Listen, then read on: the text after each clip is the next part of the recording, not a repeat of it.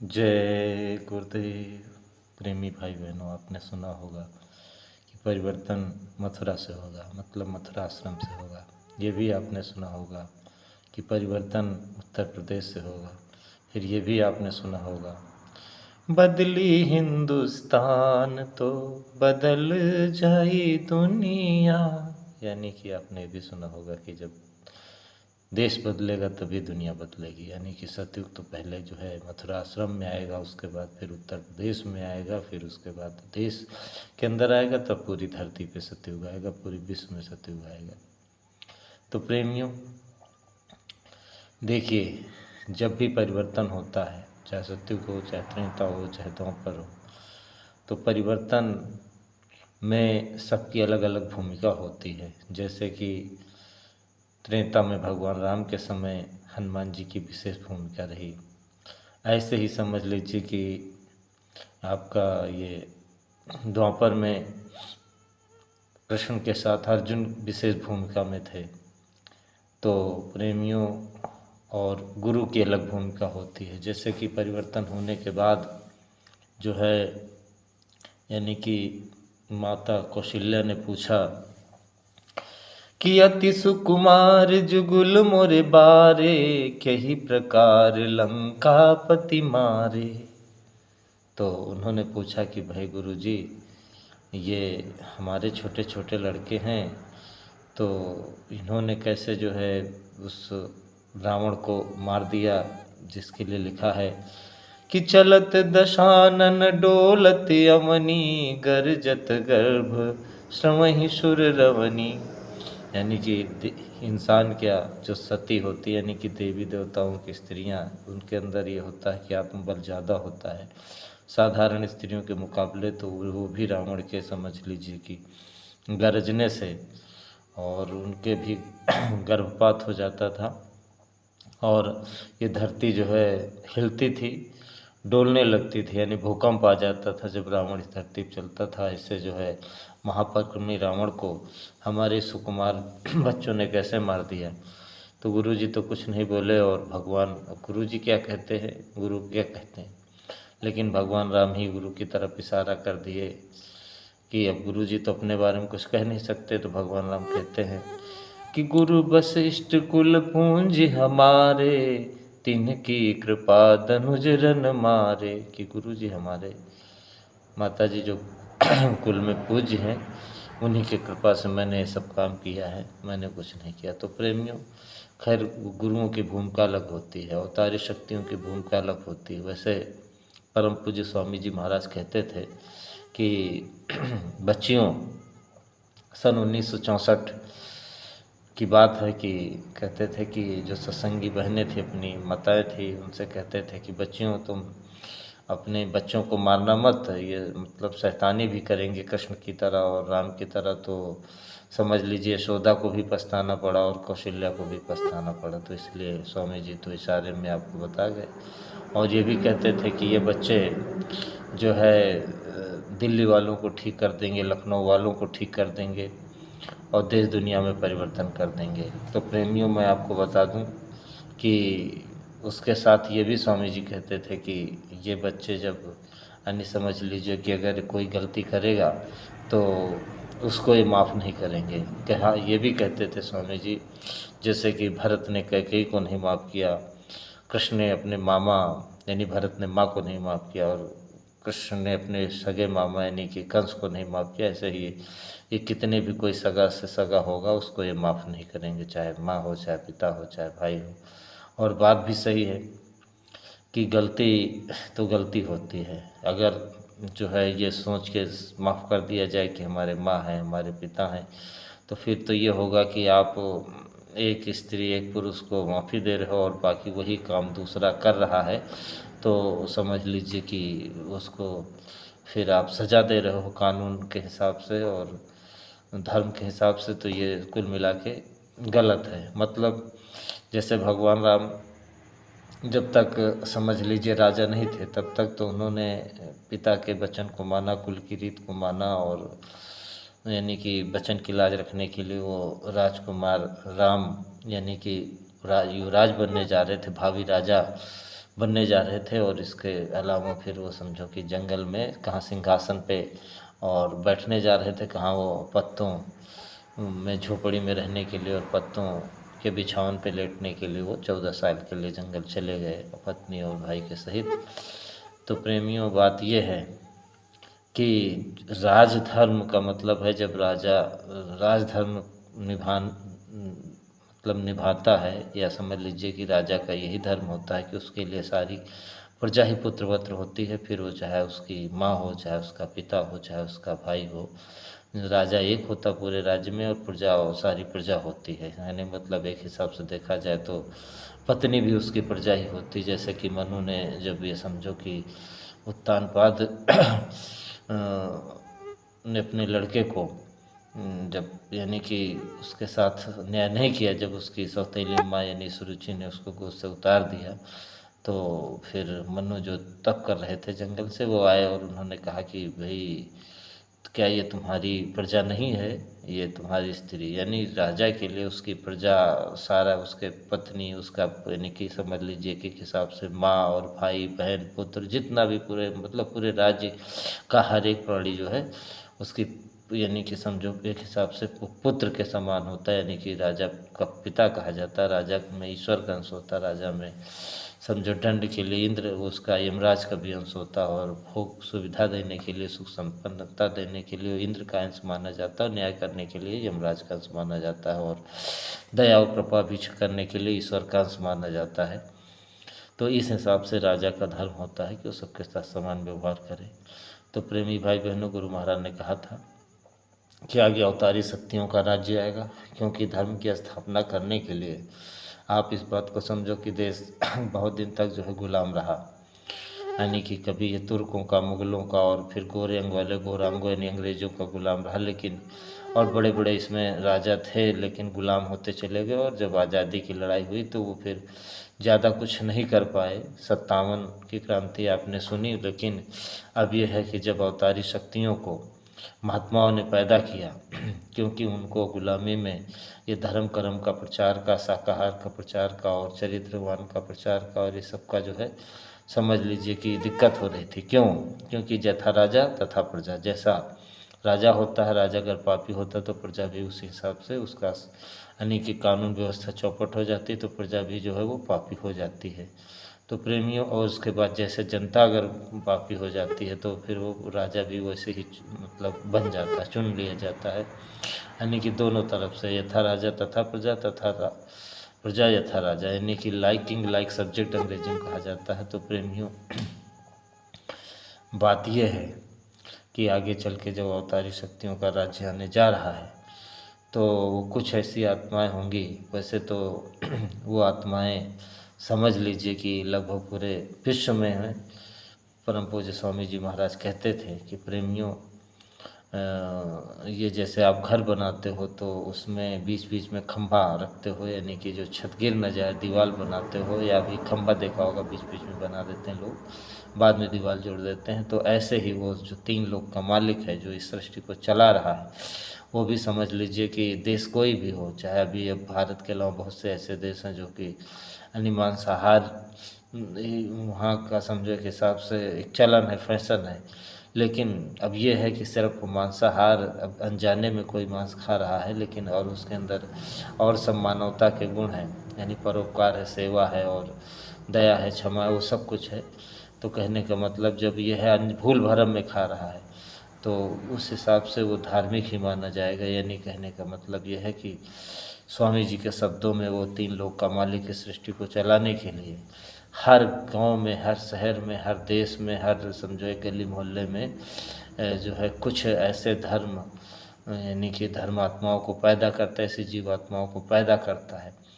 और नहीं तो एक उसके यहाँ ये भी नियम है कि चेहरा देखने से ही जो है पाप और पुण्य चढ़ता है। यानी कि आपने सुना होगा कि एक वैसे गांव में कहावत भी है कि जब कभी कोई आदमी सुबह सुबह किसी पापी का, किसी बुरे आदमी का मुँह देख लेता है तो कहते हैं भाई अभी ये क्या है कि हमारा तो दिन आज खराब हो जाएगा, या आज आज हमारा पता नहीं किसका मुँह देख लिया तो दिन खराब हो जाएगा। ऐसे संत महात्माओं के दर्शन के तो आपको पता ही है कि संत दरस से पातक टरी पाप टल जाते हैं। यानी कि बहुत समझ लीजिए कि संतों के दर्शन हो जाने से कोटि जन्म अज्ञात तब ही सन्मुख हो जीव मुझे में, तो ये समझ लीजिए करोड़ों करोड़ों जन्मों के पाप भी संत के दर्शन से नष्ट हो जाते हैं।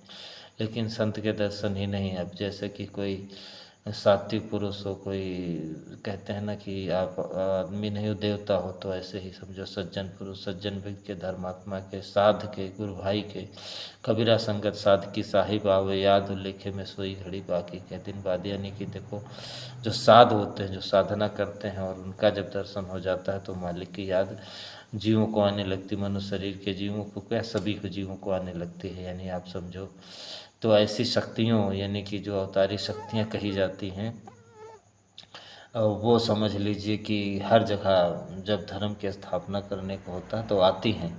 और समझ लीजिए कि महात्मा इशारे में बता भी देते हैं। वैसे गुरु महाराज कहते थे मैं खोल के नहीं बताऊंगा, नहीं तो आप उनका जीना हराम कर दोगे। कृष्ण को बता करके समझ लीजिए नारद ने समझ लो कि कृष्ण का नाम बता करके और समझ लीजिए उनके लिए परेशानी खड़ा कर दी।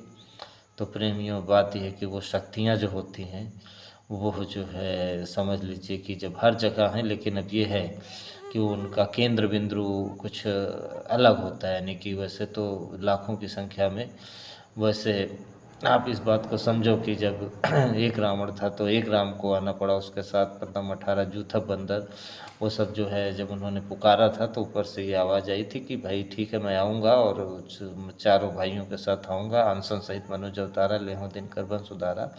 तो खैर वो तो सब आवाज़वाणी हो गई, आकाशवाणी हो गई। लेकिन अब ये है कि ब्रह्मा जी ने कहा कि तुम लोग जो देव मंडल की शक्तियाँ थी जो पुण्य छीणे मृत्युलोक आती हैं, तो उनसे कहा तुम जा करके अपना शरीर में जाओ।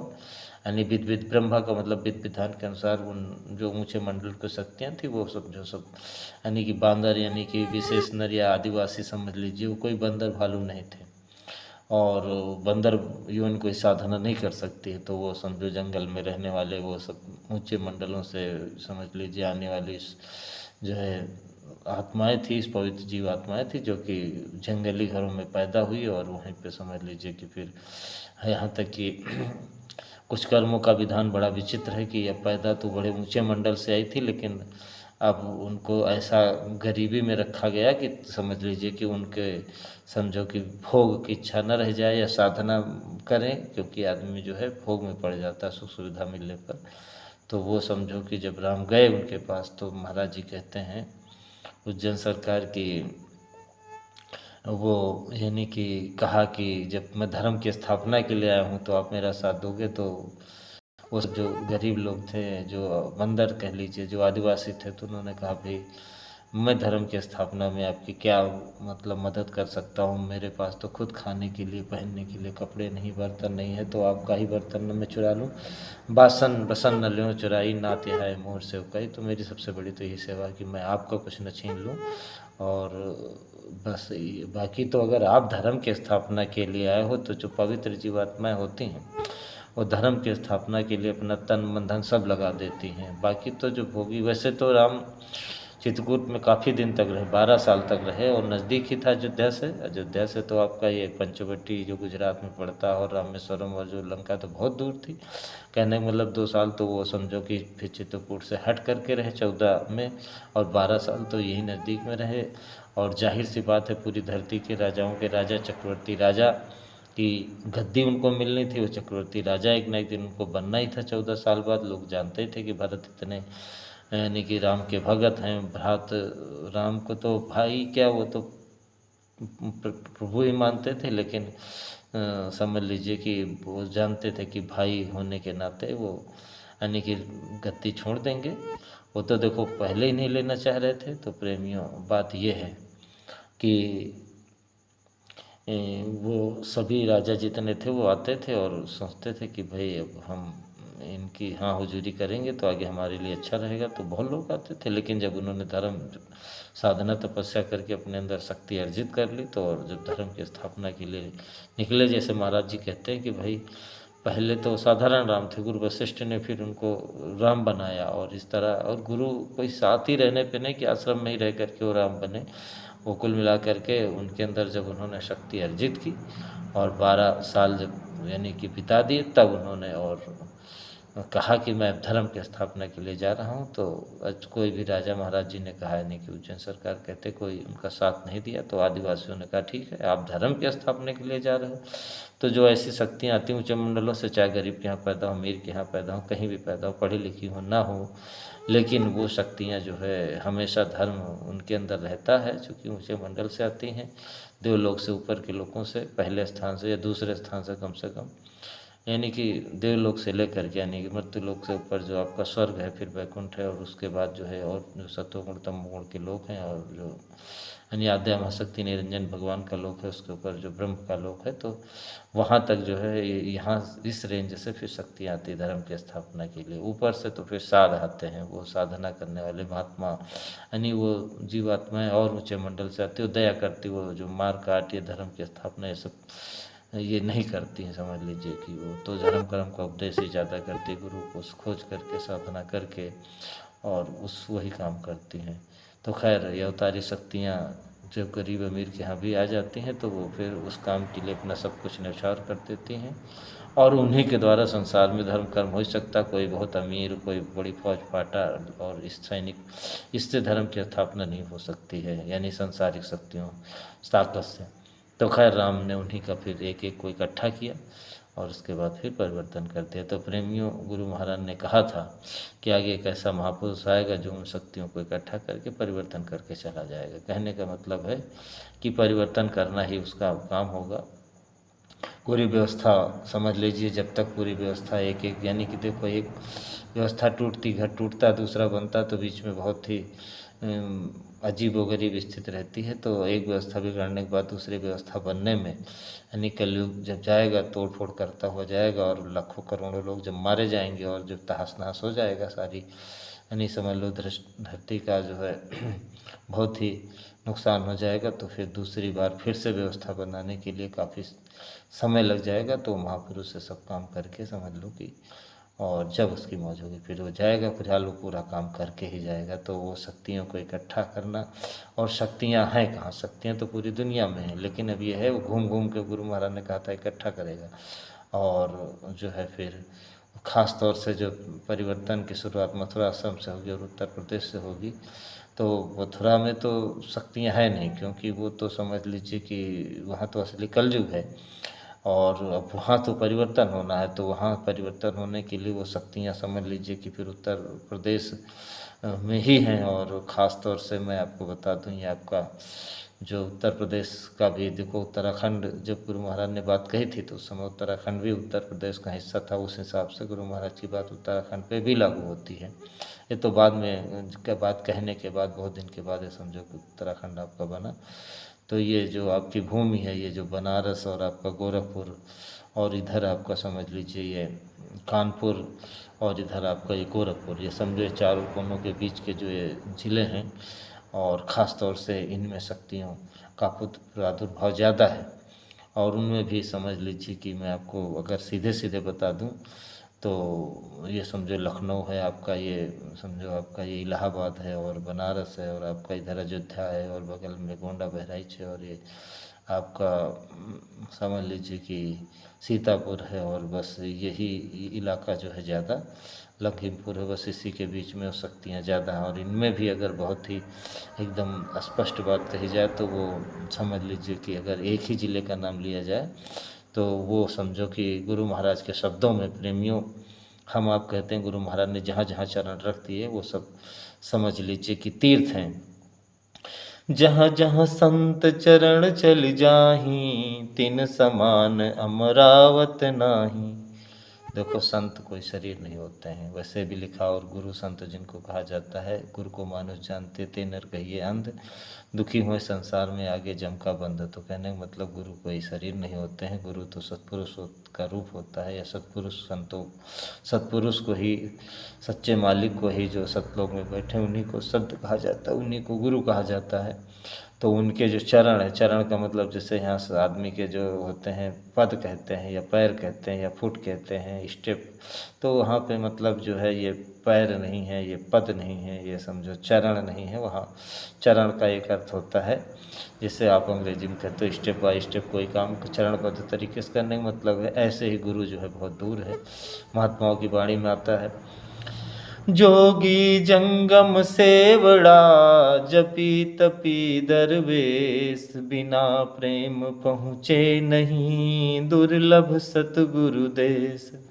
तो कहने का मतलब है कि बहुत दूर उस मालिक का देश है, तो उस तक जाने के लिए जो ये है, जैसे आप कहीं बड़ी लंबी दूरी है तो उसको जो है रुक रुक करके, यानी एक रात दूसरी रात इसका तरह करके स्टेप बाय स्टेप पूरा करते हो। ऐसे ही जो संत नामदान के समय 4 स्थान बताते हैं, ये संतों के चरण माने गए। वैसे तो अगर उस हिसाब से देखा जाए, गुर से बड़ा नहीं अनामी, यानी कि वो अनामी प्रभु ही समझ लीजिए कि वो जो जिस जहाँ नाम भी नहीं, जहाँ शब्द भी नहीं है, वो समझो वो अनामी गुरु, तो अनामी प्रभु यानी कि समझ लीजिए कि गुरु से बड़ा नहीं अनामी, अनामी प्रभु भी गुरु से बड़ा नहीं। तो इसका मतलब है कि बड़ा नहीं है जब अनामी प्रभु, तो या इसको इस तरह समझ सकते हो कि वो छोटा होगा गुरु से समझो गुरु बड़े होंगे, या ये समझ लो कि छोटा भी नहीं होगा तो बड़ा तो हो ही नहीं सकता, तो बराबर होगा। तो इस तरह कह सकते हो कि वो अनामी प्रभु जिसे कहा गया था, जिसके मतलब जो स्वामी जी प्रार्थना में कहते थे, कोटिन नील नील वो, यानी कि नील नील ससभान बतारे, रोम रोम में करे उजारे, अनामी प्रभु करतार तुमको लाखों प्रणाम। तो खैर वो प्रकाश नहीं है, प्रकाश से ही आप प्रकाश ही को नील नील ससभान उतारे। सूरज चांद सितारे में क्या है, प्रकाश है, तो नील नील यानी अरब खरब के ऊपर नील, जो नील नील जो है यानी कि सूरज चांद सितारों का एक एक रोम में प्रकाश। ऐसे अनामी प्रभु में प्रकाश हो कहाँ से आया, तो उसका नाम तो प्रकाश से शब्द से बनता, आवाज़ से बनता है। तो आवाज़ से जो ये प्रकाश पैदा हुआ, यानी कि जो नील नील सूरज चांद सितारों का जिसके रोए में प्रकाश हुआ, वो प्रकाश स्वरूप परमात्मा परम प्रकाश रूप भगवान, वो शब्द से पैदा हुआ। और शब्द भी जो है वो यानी आवाज़ भी किस चीज़ से पैदा हुई, तो कबीर साहब कहते वो जीव वहाँ पे जब जाता तभी उसको पता चलता, वो यहाँ नहीं बताया जा सकता। इसीलिए वो शब्द भी नहीं है, शब्द माने नाम, नाम नहीं, इसीलिए उसको अनाम या नामी या नामा कहते हैं।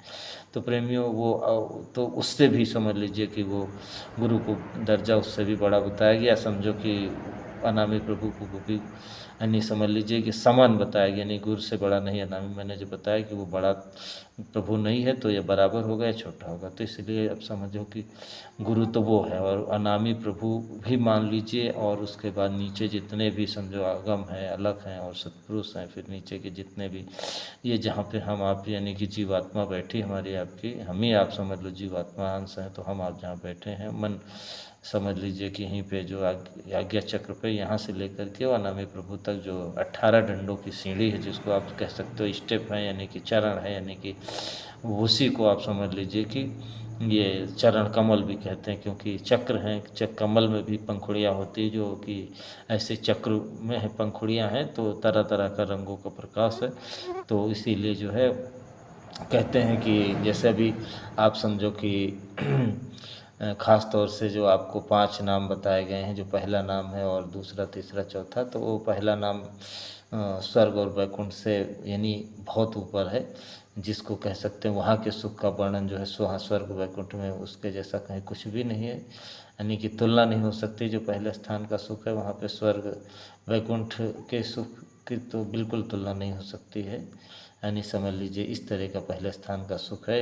इसी के लिए महात्माओं ने कहा है कि अमरावती कहते हैं स्वर्ग को, यानी कि जो यानी कि इंद्र का जो राजा जहाँ के इंद्र हैं, तो जहाँ जहाँ संत चरण चल जाएं, 3 समान अमरावती नहीं। तो समझ लीजिए कि पहला स्थान, दूसरा स्थान, तीसरा स्थान, चौथा स्थान ये संत चरण है। तो ये समझो कि यहाँ वैसा नहीं है। तो खैर हम प्रेमी तो ही समझते रहे कि गुरु हैं, गुरु जी के चरण जहाँ भी पड़ गए, हमारे घर में पड़ गए, जिस जिस जगह में पड़ गए, जिस जिस जिले शहर और कस्बा गांव घर गली मोहल्ला जहाँ भी पड़ गए, जिस स्थान पे गुरु महाराज ने चरण रख दिए वो तो बड़ा पवित्र स्थान, उसके जमा स्वर्ग भी नहीं है। तो ये हमारी आपकी एक श्रद्धा है, एक प्रेम है। लेकिन हमने तो जहाँ जहाँ स्वामी जी ने चरण रखा, गुरु महाराज ने रखा चरण, वो सब हमारे लिए समझो स्वर्ग से भी बढ़कर हैं। और एक हिसाब से कहते हैं कि भाई वो तीर्थ स्थान है, संत जहाँ चरण रख देते हैं वो तीर्थ के जैसा हो जाता है, जहाँ रहते हैं वो तीर्थ हो जाता है, जहाँ पैर रख देते हैं वो तीर्थ हो जाता है। तो ये तो हम ही सभी प्रेमी कहते रहे, सुनते रहे, सुनाते रहे। लेकिन गुरु महाराज ने क्या कहा? गुरु महाराज ने तो यानी कि उन्होंने क्या निर्णय दिया, तो हमारा आपका निर्णय अलग था, गुरु महाराज का क्या निर्णय था। समझो कि भले हमारा आपका गुरु का निर्णय एक हो, लेकिन गुरु महाराज ने जो है कुछ और भी कहा। गुरु महाराज ने कहा कि रायबरेली तीर्थ स्थान बनेगा। प्रेमियों, ये एक नहीं कई बार कहा, और ये समझ लीजिए कि ये आपके शाकाहारी पत्रिका के प्रथम और द्वितीय और अंकों में लगभग जो शुरू के पहले, दूसरे, तीसरे या शुरू के ही कुछ अंकों में ये आपको बड़ी बड़ी हेडिंग्स में बहुत कई जगह मिल जाएगा। कहीं एकदम मेन हेडिंग जो फ्रंट पेज पे निकलती थी, या कहीं बीच में दाएं बाएं करके आपको कई जगह मिलेगा कि रायबरेली भविष्य में रायबरेली तीर्थ स्थान बनेगा। तो देखिए, तीर्थ स्थान वही होता है जहाँ पे वो शक्तियाँ विशेष रूप से रहती हैं। जैसे कि मथुरा में कृष्ण भगवान आए, अयोध्या में राम आए धर्म की स्थापना के लिए, और लोगों को धर्म की स्थापना करके लोगों को यानी एक व्यवस्था दे दी, सुख सुविधा दे दी। तो उनकी आज भी पूजा होती है। उस समय तो वो पूजा होने लगी थी, और राम के रहते ही, और उसके बाद जब काम कर दिया तब शुरू में तो किसी ने साथ नहीं दिया, और कृष्ण की भी बाद में यानी एक हिसाब से पूजा होने लगी। आज भी हो रही, राम की भी कृष्ण की भी। तो इस तरह कह सकते हो। और उसी को लोग फिर उनके जन्म के समझो जिले, नगर को, और समझ लीजिए शहर को वो जो है तीर्थ मान लेते हैं। जैसे अभी मथुरा तीर्थ है आपका, अयोध्या तीर्थ है, और भी जैसे भगवान वहाँ यानी कि बुद्ध पैदा हुए, महावीर स्वामी पैदा हुए, तो इस तरह अवतारी शक्तियों के समझ लीजिए कि जन्म स्थान या कर्म स्थान या निवास स्थान को लोग जो है तीर्थ मान लेते हैं, और तीर्थ हो जाता है। तो रायबरेली तीर्थ स्थान बनेगा। खैर प्रेमियों, चौथे यज्ञ कहाँ होगा? और 4 यज्ञ तो आपको समझ लीजिए कि तीर्थों में हुए हैं। जैसे कि आपका अयोध्या में पहला यज्ञ हुआ, भी तीर्थ था। दूसरा अहमदाबाद में साबरमती के किनारे हुआ, वो भी एक 68 तीर्थों में, वो भी तीर्थ है। और फिर तीसरा यज्ञ जो काशी में हुआ, तो काशी तो तीर्थ है ही आपका। लेकिन गुरु महाराज ने जो चौथे यज्ञ के लिए कहा था कि वो तो कोई तीर्थ स्थान नहीं होगा, कहाँ होगा उसकी बात मैं फिर बताऊंगा। फिलहाल आप समझिए कि अवतारी शक्तियाँ आपके उत्तर प्रदेश और इसी रायबरेली की, जैसा मैंने बताया, गोरखपुर, और ये आपका बनारस, और उधर आपका ये कानपुर समझ लीजिए, और वो आपका लखीमपुर, इसी चौकोनों के बीच के जो ज़िले इनमें विशेष रूप से हैं। तो पूरी दुनिया में और पूरे उत्तर प्रदेश में, पूरे देश में ज़्यादातर इसमें है, फिर यूपी में ज़्यादा है, फिर उससे समझो फिर यानी हमारा कहने का मतलब है कि पूरी दुनिया में है, लेकिन सबसे ज़्यादा देश के अंदर है, भारत में है। भारत में भी सबसे ज़्यादा यूपी में है। यूपी में फिर ये जो हमने बताए हैं ये चारों कोनों के जो बीच के ज़िले यानी कानपुर, लखीमपुर और ये गोरखपुर और फिर बनारस के बीच में, और उनसे में भी सबसे ज़्यादा रायबरेली ज़िले में है। तो प्रेमियों, ये महापुरुष जिसके लिए गुरु महाराज ने कहा था कि वो आएगा और वो पूरी अवतारी शक्तियाँ इकट्ठा करके परिवर्तन करके चला जाएगा। तो साथ तो देखिए, जैसे बंदर भालुओं ने दिया, ऐसे ही समझो कि हमको आपको महाराज जी का भी साथ देना चाहिए। और जो लोग आपको लगता है कि इस काम में लगे हैं और गुरु के संकल्प को पूरा करने में लगे हैं, और तो वो समझ लीजिए कि उनका भी आपको साथ देना चाहिए। इन शब्दों के साथ मैं आपसे विदा लेता हूँ। जय गुरुदेव।